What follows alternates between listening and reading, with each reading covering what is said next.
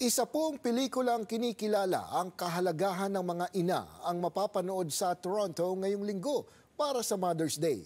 Ito po ang Silent Battles na hatid ng isang Filipino director at mostly Filipino cast. Silipin natin sa report ni Kisha Balatbat. I hope they can watch our movie. It's not actually a film, but it's also a message of hope and a conversation starter. Isang bagong pelikulang gawang Pilipino ang nakatakdang ipalabas sa Mother's Day, ang Silent Battles, obra ni Filipino director Marky Hugh. Isa sa kasama sa cast si Lalo de Jesus, nagaganap bilang Tita Mercy, kapatid ng ina sa pelikula. Silent Battles is a beautiful story of a family, a Filipino family that migrated here in Canada. At tinatalakay niya ang iba't ibang mga pagsubok na dinaanan ng pamilya na yon at kung paano sila naging resilient bilang Pilipino, bilang pamilya.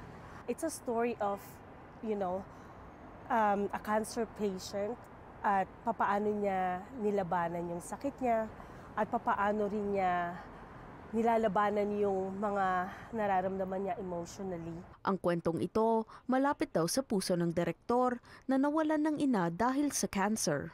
She battled from cancer, from brain cancer, and pinakita niya sa akin yung strength niya during, during may sakit siya.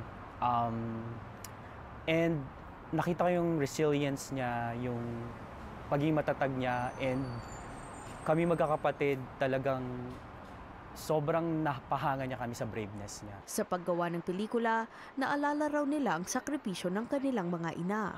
Bukod sa pagpupugay sa magulang, nakakatuwa rin daw magtrabaho kung saan karamihan sa cast mga Pilipino. Napakasarap nung pakiramdam na katrabaho mo Pilipino, ang direktor ay Pilipino kasi napapractice natin yung ating lengguwahe at napakadaling magkaintindihan at napakagagaling ng mga kasama ko sa movie.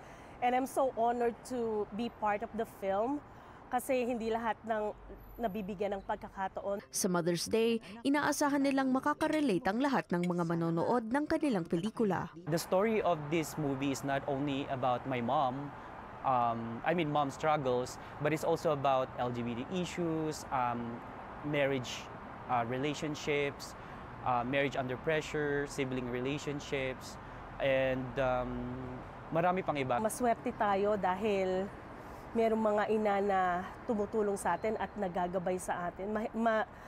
Mahirap mawala ng isang magulang at kaya hanggang nandiyan yung mga nanay natin, dapat ipakita natin yung mga pagmamahal natin para sa isang ina. Isasagawa ang premiere ng Silent Battle sa Cineplex Yorkdale sa Toronto ngayong linggo. Sa mga hindi makakapunta, asahan din daw ang isa pang screening sa Scarborough Town Center sa June 7.